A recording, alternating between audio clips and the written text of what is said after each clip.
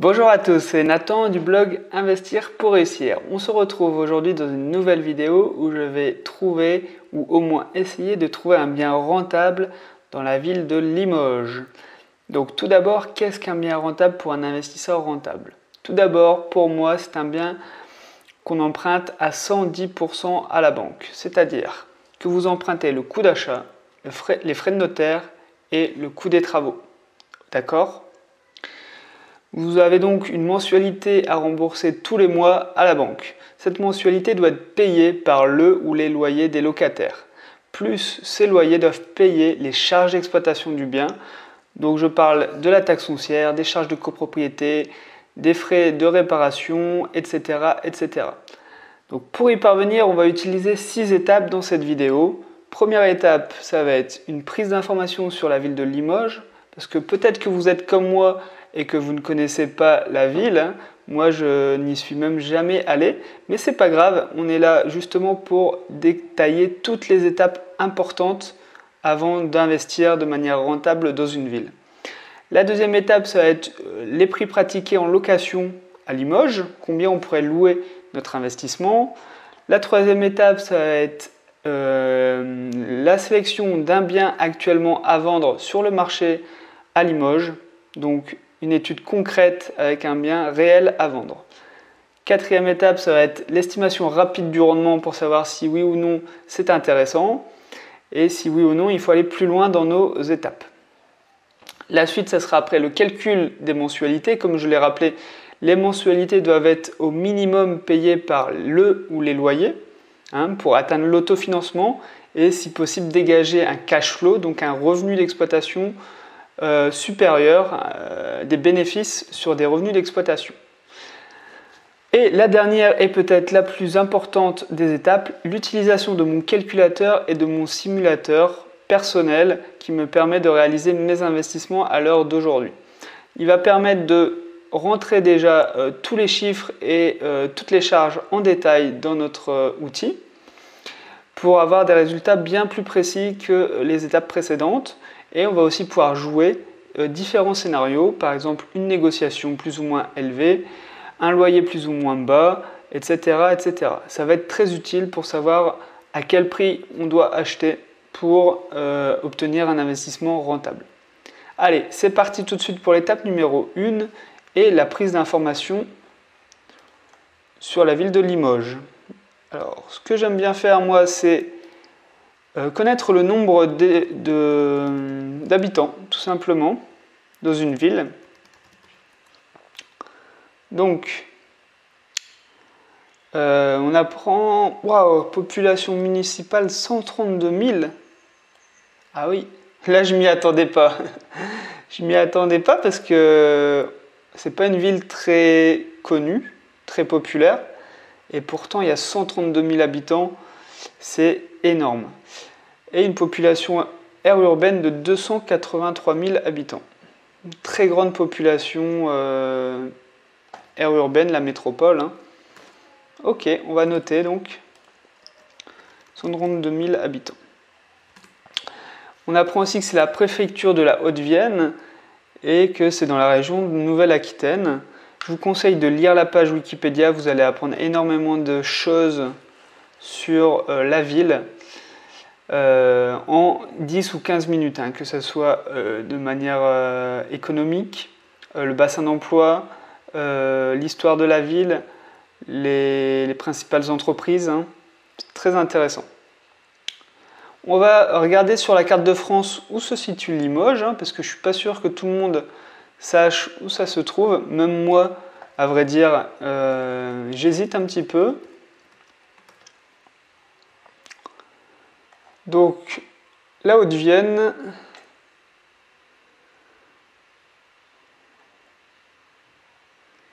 ça se trouve ici.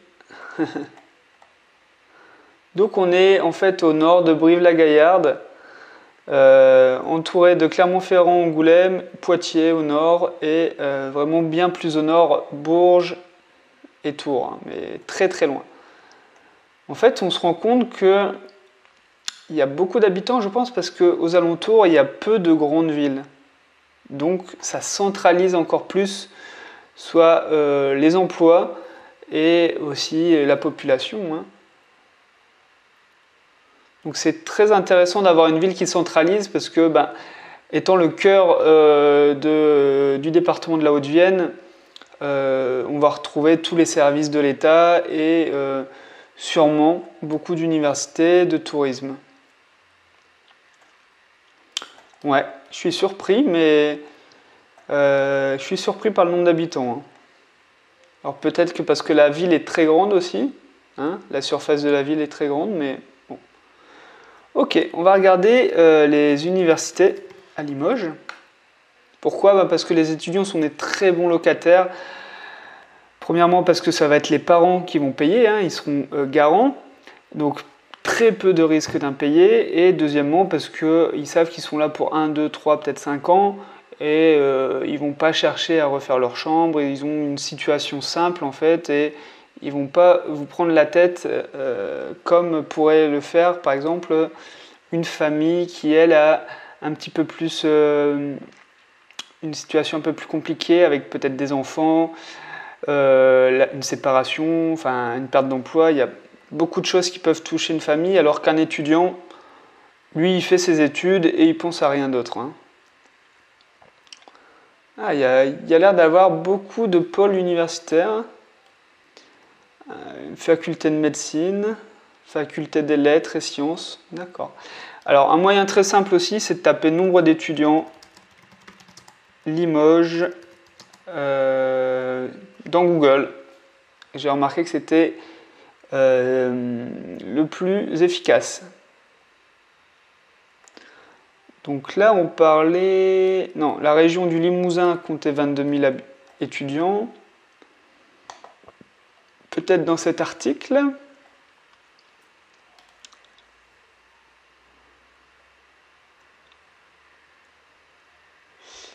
Alors...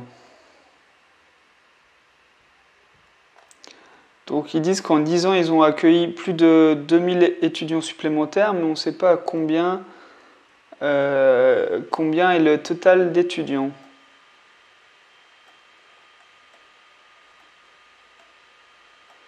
C'est un peu dommage, peut-être que j'ai raté l'information.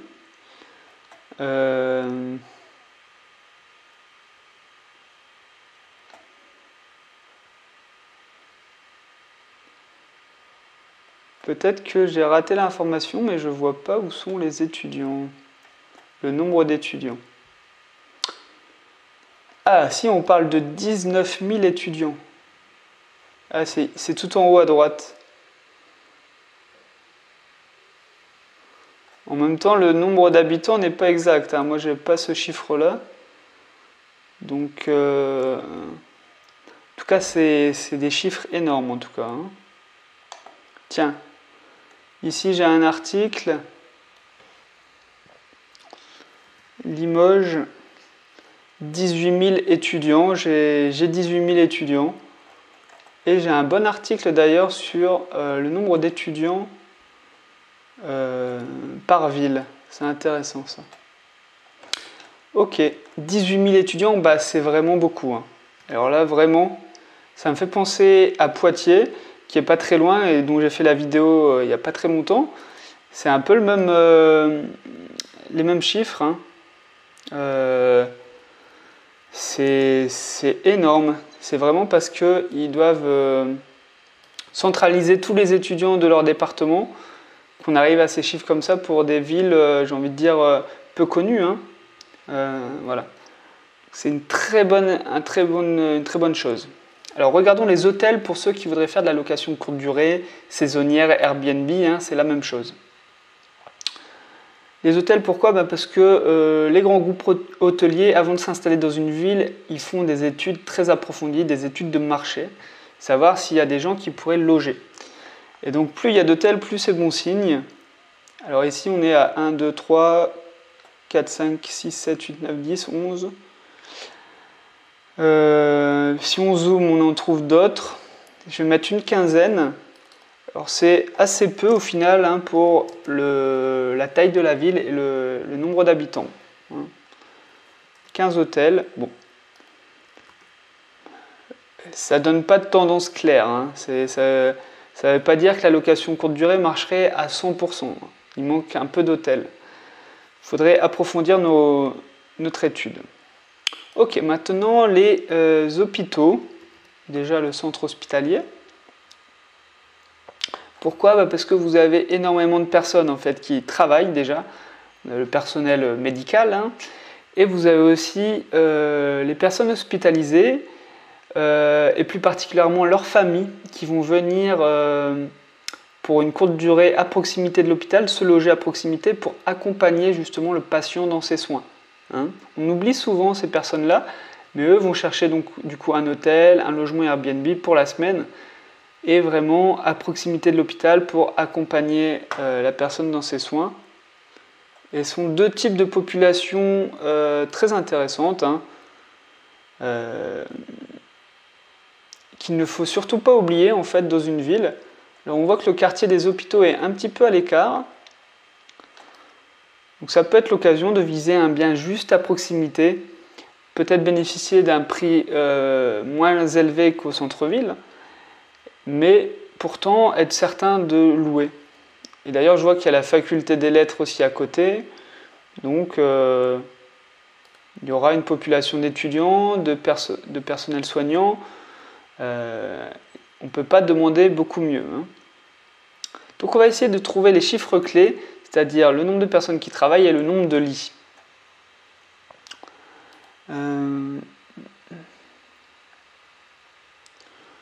Alors,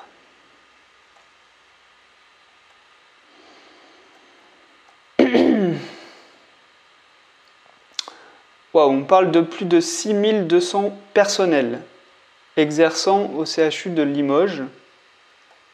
C'est vraiment énorme. Et là, on a un document chiffres clés, donc on va regarder un petit peu les chiffres clés.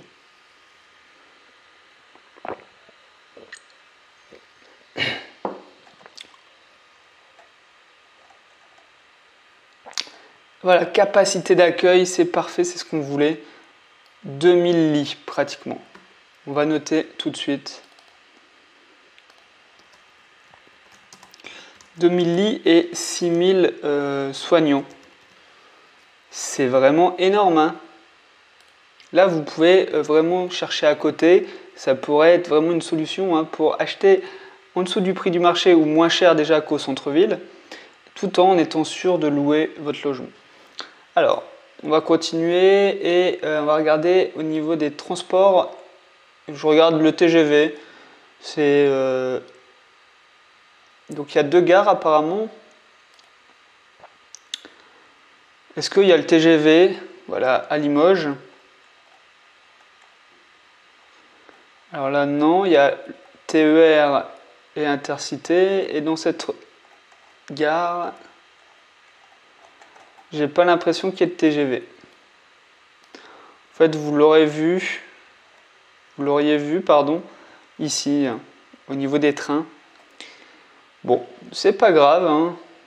Je pense qu'il y a suffisamment d'atouts à Limoges pour trouver des locataires et pour être sûr de louer en fait tout simplement son logement. Donc on va passer à l'étape numéro 2 et l'estimation du loyer ou des loyers pratiqués. Alors pour ça, il faut savoir ce qu'on a envie dans quoi on a envie d'investir. Alors la clé c'est de transformer de toute façon l'usage d'un bien. Hein. Ça va être par exemple de la division. On prend un grand appartement, on le divise en 2 studios. Ou alors un agrandissement, on prend un grand studio et on en fait un T2 pour pouvoir le louer au T2, au prix d'un T2. On peut faire de la location courte durée, comme ça on loue à plusieurs personnes, ce qui permet de louer plus cher. Il y a aussi la colocation, où on cumule un petit peu la location à plusieurs personnes, mais aussi la location d'espaces plus réduits, on loue à la chambre. Et moi, j'ai envie de partir quand même sur de la colocation, parce que dans la colocation, il y a 50% d'actifs et 50% d'étudiants. On est sur une ville, le cœur de la Haute-Vienne, hein, complètement. Et donc, vu le nombre d'étudiants, je pense qu'il y aura aussi énormément de jeunes actifs qui vont venir trouver leur premier travail ou travailler tout simplement sur Limoges. Donc je vais regarder combien coûte, enfin combien oui, quels sont les prix, à combien on peut louer une colocation actuellement à Limoges. Comme ça me donnera une idée pour moi combien je pourrais louer ma colocation. Donc on va rechercher colocation dans la ville. Ah, ça n'a pas pris. Colocation dans la ville de Limoges. On voit qu'on a quand même 51 résultats, hein, donc c'est parlant. Il y a de la concurrence, mais ça veut dire qu'il y a un marché. Hein. Ça, c'est plus important d'avoir un marché que de ne pas avoir de concurrence. Hein. S'il n'y a pas de concurrence, c'est peut-être qu'il n'y a pas de marché, tout simplement.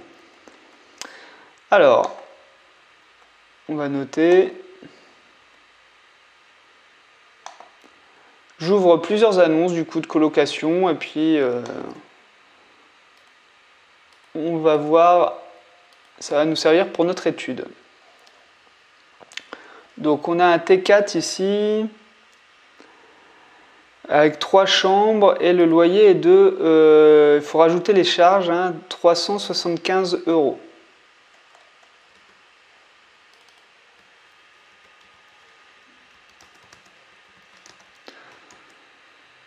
Trois chambres. Ok. Annonce suivante. Oui, très intéressant. Vous pouvez lire et apprendre énormément de choses sur la ville en lisant les annonces. Hein. Vous allez apprendre qu'il y a un musée à proximité, un parc, des commerces, un marché, et je ne sais pas, enfin tout autre type d'infrastructure qu'on peut trouver dans une ville. Ça peut être utile pour repérer les quartiers. Très intéressant. Vous voyez ici, il dit 700 mètres de la fac des sciences, 1 km de l'IUT, etc., etc. Il y a un technopole, Esther. On en apprend. Donc ici, les prix sont de 355 à 365 €. Donc, on va dire 360 € pour résumer, et 3 chambres.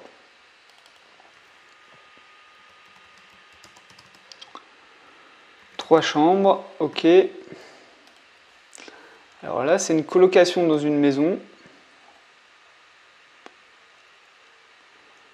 2 grandes chambres. Loyer 300 plus 50 €. Hein. Il faut toujours bien regarder l'annonce parce qu'il y en a qui veulent tricher un petit peu et ils ne mettent pas le prix final. Ok, ben on va noter 350 €.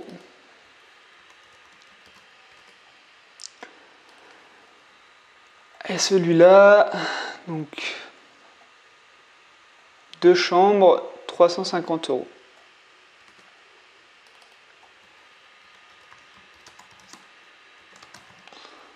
Ok, donc on va pouvoir tirer une conclusion un petit peu de notre étude et donc on aurait des prix entre 350 et 375 € pour une colocation. Ben, moi j'ai envie de partir sur un loyer réaliste qui ne me fait pas peur, que je suis sûr que je vais pouvoir louer à ce prix-là. Donc 350 € hein, pour mes chambres en colocation, ça me paraît être dans la fourchette de prix du marché actuellement à Limoges. Allez, on passe à l'étape numéro 3 du coup, et la sélection d'un bien actuellement à vendre. Alors pour de la colocation, moi je vous conseille au minimum 3 colocataires. Hein. Tout simplement pour maximiser l'espace et avoir des mètres carrés cash flow en fait. Chaque mètre carré doit être rentabilisé au maximum. Donc 2 personnes c'est pas assez. Hein. 2 personnes c'est un T3, c'est 2 chambres, c'est pas assez. Il faut au moins 3 colocataires et même 4 colocataires. On va viser 4 colocataires. On va devoir mettre aussi 2 salles de bain pour créer une colocation sympa et un peu plus de confort à nos colocataires. Donc on va chercher un bien d'au minimum 80 mètres carrés et au maximum 110, 120 mètres carrés.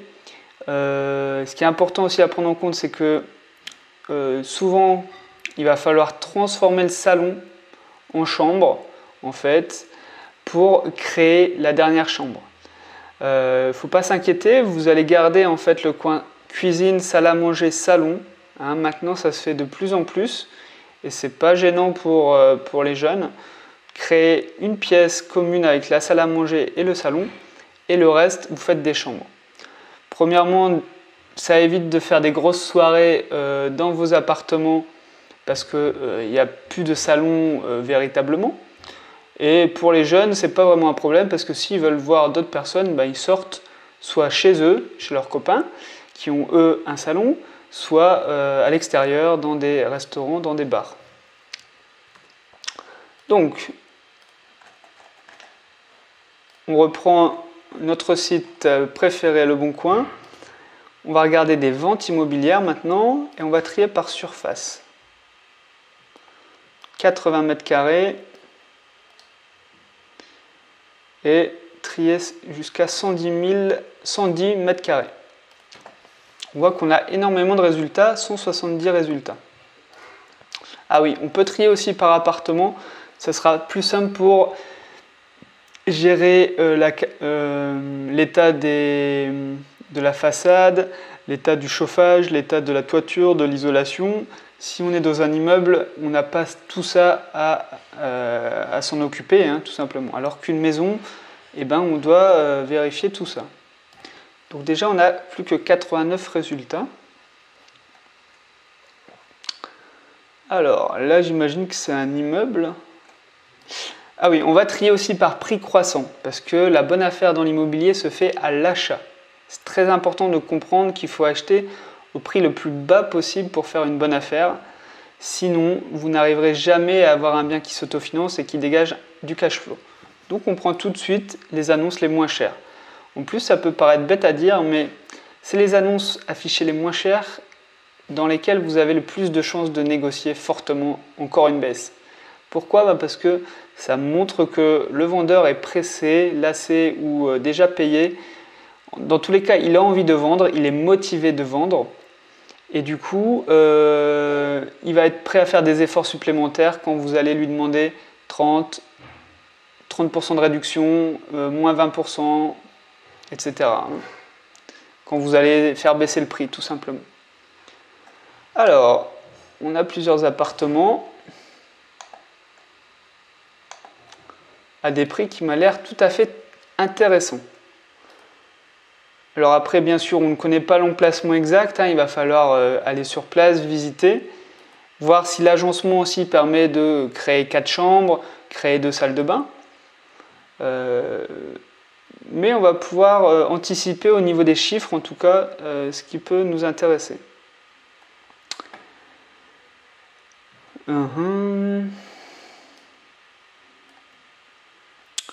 D'accord, donc 3 chambres.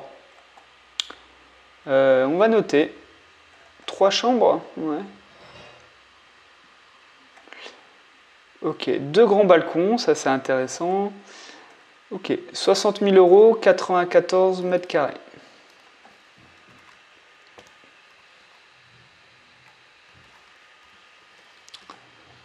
Le bien suivant. Donc,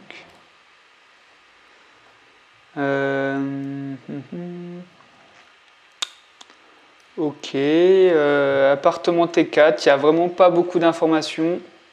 62 000, allez, on peut arrondir à 63 000. 63 000 €, 81 mètres carrés.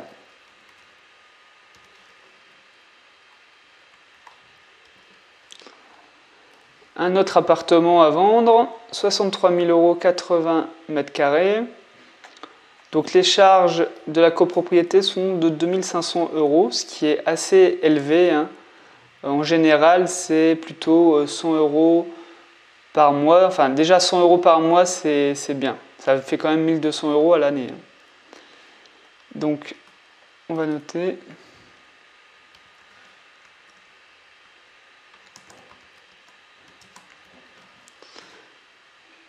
Ouais, c'est 80 mètres carrés tout seul, tout simplement. Ok. Et là, on a un grand appartement, 95 mètres carrés. Au rez-de-chaussée, proche des IUT, fac, 3 grandes chambres, une salle d'eau, et même lui il le met idéal pour colocation également, hein. On va noter.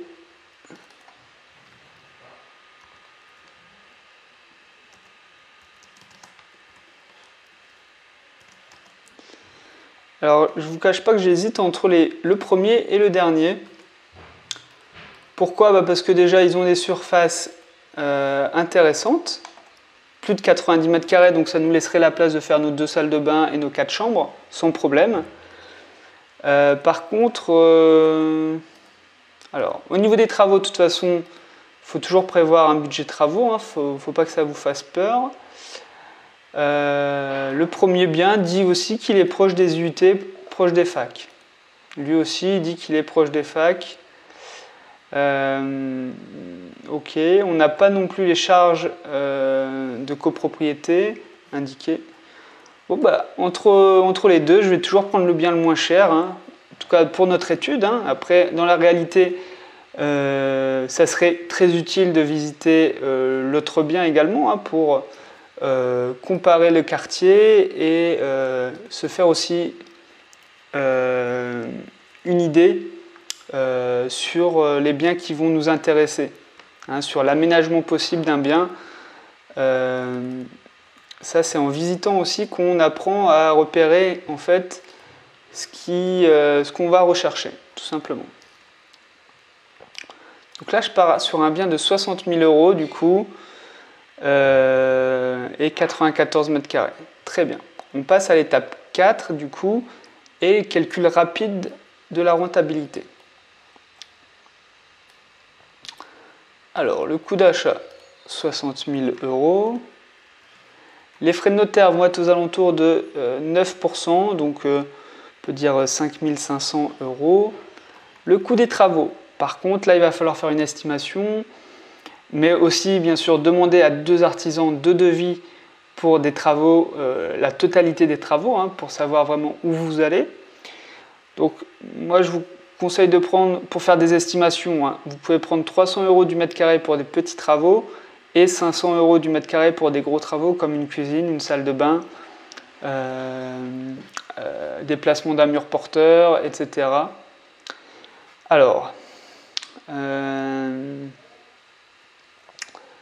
notre appartement, donc, c'est celui-ci. Donc, les travaux, voilà, les travaux.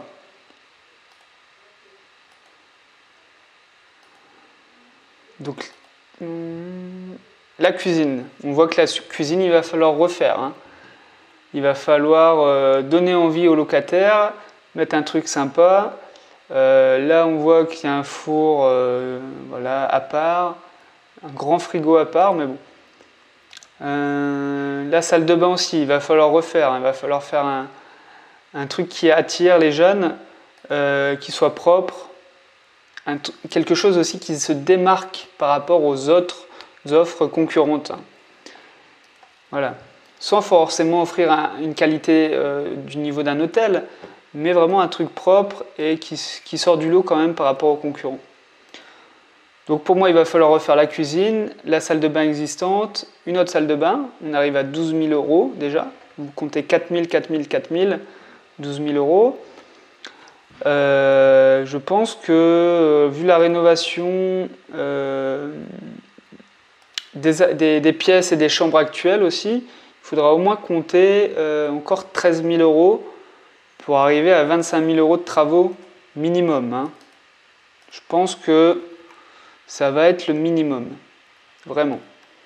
Donc, ce qui nous donnerait un coût total de 90 000 500 €. Et nous, on espère louer à 350 € x 4, soit 1400 € brut. Et là, on va regarder la règle des 1%. C'est quoi? C'est est-ce que un mois de loyer brut correspond à 1% du montant total du projet immobilier? Donc, avec 1400 € brut, on pourrait aller jusqu'à acheter pour un total de l'opération à 140 000 €. Ici, on n'achète qu'à 90 000 500 € l'ensemble du projet. Donc on est largement au-dessus de la règle des 1%. C'est un excellent indicateur. C'est souvent un signe de gros cash flow, surtout quand on arrive au 1% et là on le dépasse largement. Donc on va passer tout de suite à l'étape 5, le calcul des mensualités du crédit. Donc on a dit qu'on avait un prix d'achat de 90 000 500 € au total. Un loyer estimé de 1 400 € brut. Alors pour faire une estimation des revenus nets, on va prendre le même calcul que la banque. La banque, elle, enlève automatiquement 30% sur vos revenus bruts. Parce qu'ils savent que vous allez avoir des travaux à effectuer dans vos appartements, que vous allez avoir de la vacance locative, que vous allez payer des charges de copropriété, la taxe foncière, etc., etc. Donc nous aussi, on va prendre le même calcul et donc si on enlève 150, 300, 450, ça nous fait à peu près du 950 € estimé net. Alors, maintenant les prêts sur... alors voilà, on va tout simplement regarder combien nous coûterait l'emprunt de 90 000 500 €, notre projet. Quelles seraient nos mensualités de crédit? Je vous conseille de toujours prendre la durée la plus longue pour un investissement locatif. Ça va permettre de réduire les mensualités et ainsi avoir un meilleur cash flow. Alors effectivement, le coût du crédit total va être plus cher, va être plus élevé parce que vous prenez sur 20 ans. Mais ce qu'il faut bien voir, c'est que ce n'est pas vous qui payez les mensualités du crédit, ce sont les locataires. Et le plus important, c'est vraiment d'avoir de l'argent qui rentre dans votre poche tous les mois. Et pour ça, si vous pouvez avoir les plus petites mensualités possibles, il faut le faire.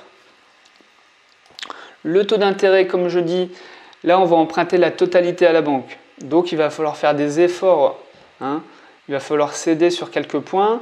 Et donc si vous obtenez 1,8, c'est déjà très bien. Il faut savoir aussi que les conditions pour la banque ne sont pas les mêmes. Si vous mettez un peu d'apport, là bien sûr vous pouvez espérer un meilleur taux. C'est évident, vous faites un effort, vous mettez déjà un peu d'argent, mais nous sans apport, il va falloir faire des efforts au niveau du taux. Par contre, le taux d'assurance, là, vous pouvez viser le 0,1%. Au pire, vous faites de la délégation d'assurance et vous allez voir un courtier en assurance. Il faut savoir que souvent, le taux d'assurance, d'ailleurs, est plus important, agit plus fortement que le taux d'intérêt sur les mensualités. On peut le voir, si je bouge de 0,1%, le taux d'assurance, je suis à 264. D'accord?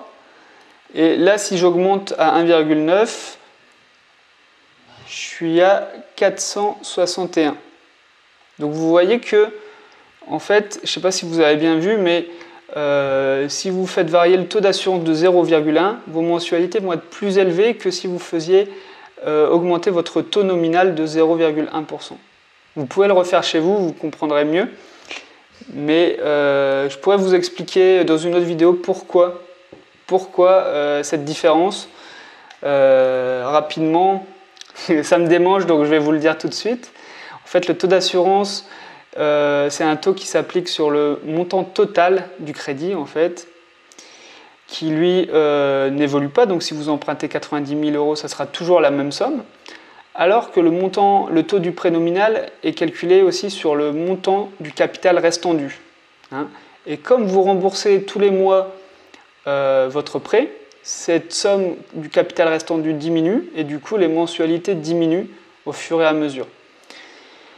Maintenant en plus, j'ai dit ça, mais il faut savoir aussi que maintenant on peut négocier aussi le taux d'assurance sur le capital restant dû. Ça c'est très important aussi. Enfin bon, je vous laisserai regarder ça plus en détail si ça vous intéresse plus. Au final, on aurait une mensualité du coup de 457 €.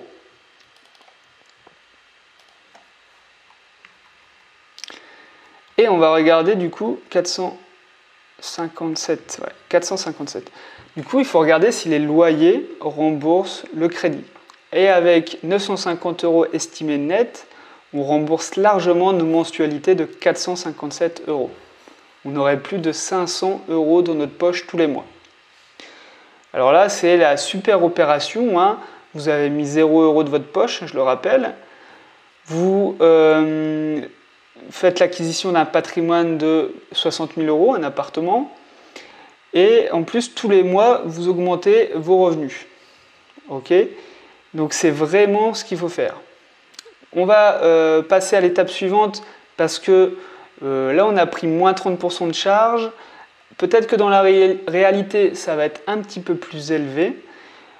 Pareil pour le coût total du crédit, on va voir qu'il y a peut-être des éléments en plus à prendre en compte. Allez, on passe à l'étape du coup numéro 6.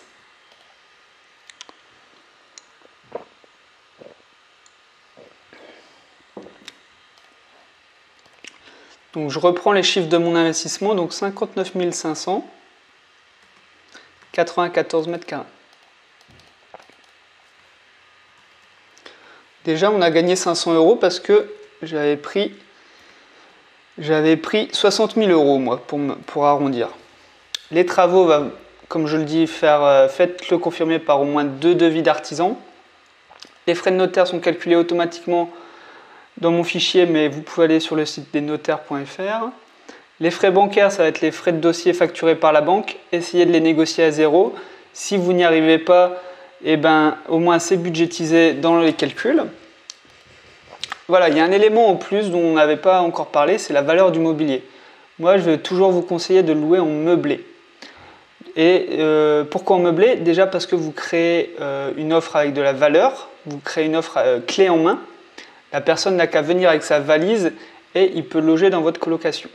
Ça fait la différence entre une autre colocation où la personne doit acheter un frigo, un canapé, une télé, alors qu'il est là peut-être pour 6 mois de stage ou 1 an. Et voilà, qu'est-ce qu'il va faire après avec son lit, son matelas, voilà. Hein, c'est beaucoup plus simple de viser un logement meublé pour des locataires qui sont étudiants par exemple. Deuxièmement, ça va permettre aussi de le louer plus cher, hein, vu que vous fournissez un service un petit peu plus élevé. Et troisièmement, ça va nous permettre de bénéficier du régime LMNP, donc du loueur meublé non professionnel.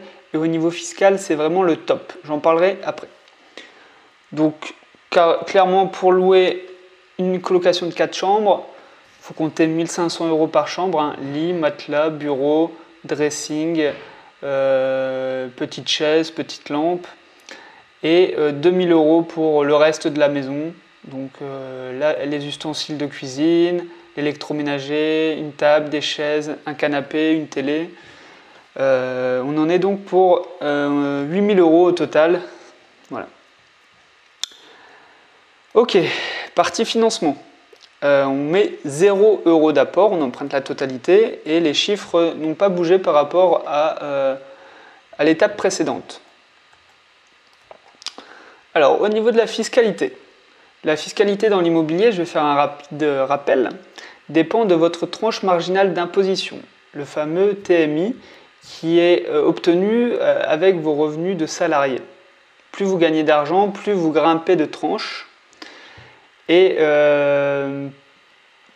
par exemple, si vous êtes à une tranche à 14%, chaque euro touché dans l'immobilier va être taxé à 14%, plus il faut rajouter les prélèvements sociaux, également appelés CSG, qui sont quand même de 17,2%.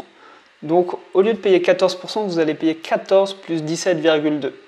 Hein, vous avez compris, ça fait 31,2% d'impôt sur chaque euro touché. Et quand je parle de chaque euro touché, c'est pas chaque euro dans votre poche. Hein.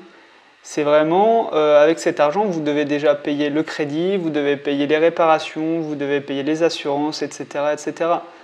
Donc ça peut vraiment faire basculer un investissement bon à un mauvais investissement. Heureusement, avec le régime LMNP, donc louer en meublé vos appartements, vous allez pouvoir amortir le prix du bien, donc ici 59 500 € sur 30 ans. Déjà, ça va vous permettre de créer du déficit. Vous allez aussi créer du déficit avec les travaux. Ça, c'est pareil en location nue, mais en location meublée, ça s'applique également. Puis, vous allez pouvoir amortir la valeur du mobilier sur 6 ans également. Donc, vous allez en fait vous créer un déficit et de l'autre côté, vous créez des revenus. Ça va être vos loyers, tout simplement. Et les loyers vont manger petit à petit votre déficit pour, malheureusement, j'ai envie de dire, payer des impôts au bout d'un moment. Ça, c'est normal. Quand on gagne de l'argent, on paye des impôts. Mais ce qu'il faut bien retenir, c'est qu'avec ce système de déficit, surtout ici avec 25 000 euros de travaux, 60 000 euros d'achat, 8 000 euros de mobilier, vous allez ne pas payer d'impôts pendant 5-6 ans sans problème. Vous allez vraiment optimiser la fiscalité les 5-6 premières années. Après, je ne vais pas rentrer plus en détail parce que ça dépend de chaque situation, mais vraiment c'est ce que je conseille pour des premiers investissements en meublé. On passe à l'étape des recettes locatives. Et donc on oublie souvent la vacance. Vos appartements ne seront pas loués malheureusement toute l'année pendant 10 ans. Surtout pour des colocations où il y a quand même plus de rotation que pour une location classique.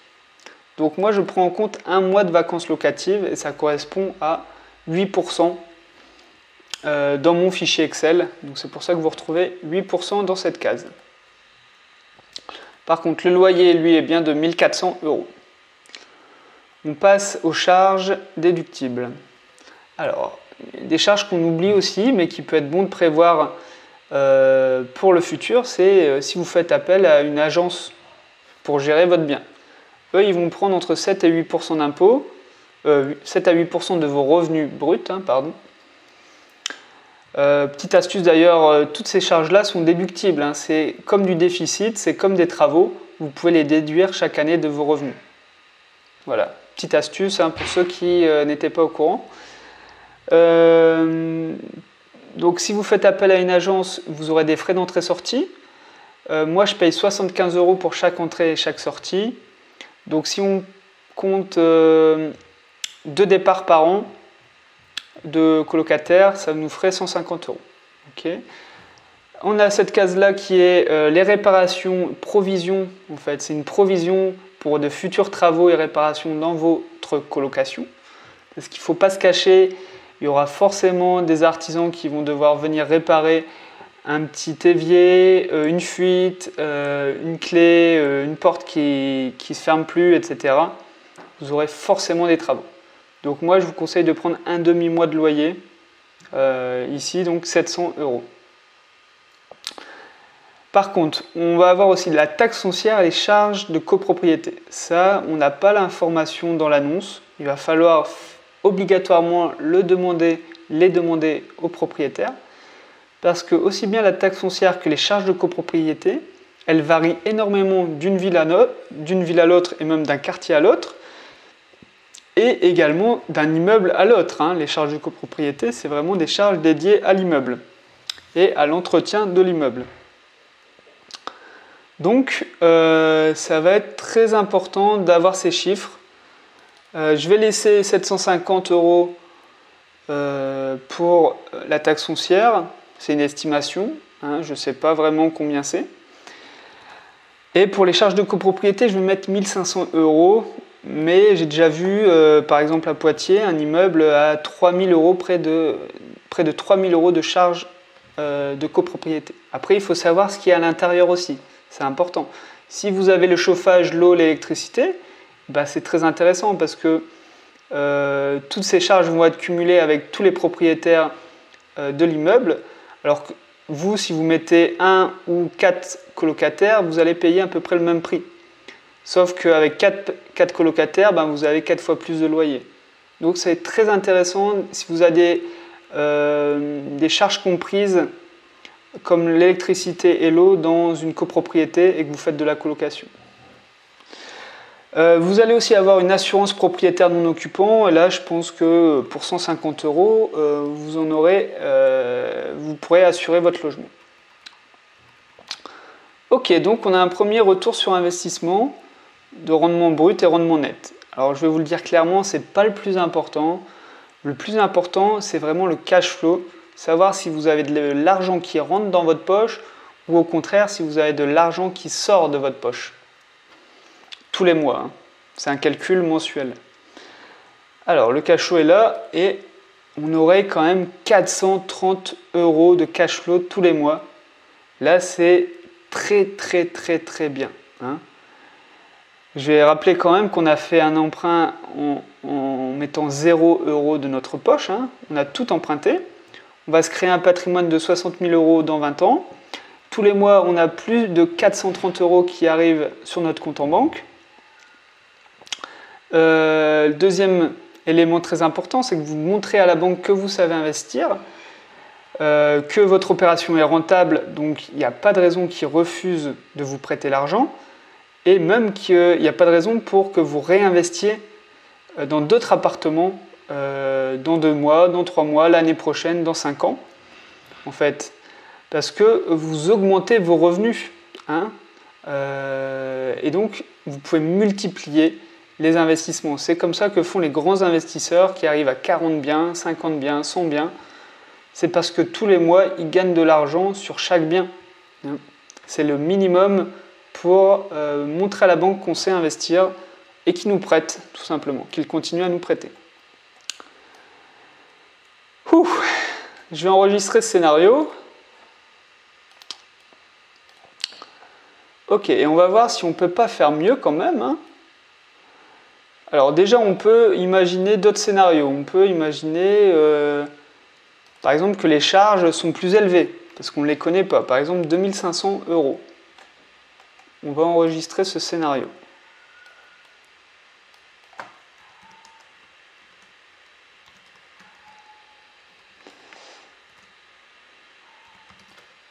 Ça va vous montrer un petit peu l'importance des charges aussi sur le cash flow. D'accord ? Je ne vais pas vous le montrer tout de suite et je vais récapituler après tous les scénarios ensemble. Bon, je vais remettre 1500 € de charge, ce qui est quand même plus probable pour la suite de nos scénarios. Après, je vais négocier le prix d'achat, très important, hein. Toujours essayer de négocier. Donc imaginons que je fais baisser le prix de 4000 €, ce qui n'est pas grand-chose, hein. C'est moins de 5% du prix. Vous voyez ? Alors même si le prix est déjà affiché pas cher, comme je vous le disais au début, vous avez plus de chances de faire baisser encore le prix d'un bien pas cher que de faire baisser un prix qui est au prix du marché ou au-dessus. Pourquoi ? Parce que le vendeur est motivé pour vendre. Et ça, c'est très important. Je vais faire baisser le prix de 9000 € pour voir, pour vous montrer aussi l'importance. Ok. On pourrait faire une estimation aussi avec un loyer peut-être un petit peu plus haut. On avait pris 350. Peut-être qu'on pourrait louer 360, hein, rien que ça. Vous allez voir la différence.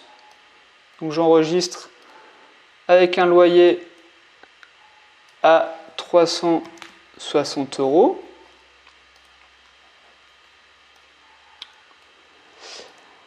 Et c'est à peu près tout. C'est à peu près tout. On a joué sur les charges, on a joué sur le loyer, on a joué sur le prix d'achat. On pourrait jouer aussi sur le financement, mais si on obtient des meilleurs taux d'intérêt. Mais ça reste du conditionnel et l'élément qui joue le plus, c'est la durée du prêt, hein. La durée la plus longue pour avoir des mensualités les plus petites. Voilà. Là, on est déjà à 20 ans. Je pourrais faire un exemple avec sur 15 ans. Tiens, sur 15 ans, c'est intéressant pour vous montrer la différence.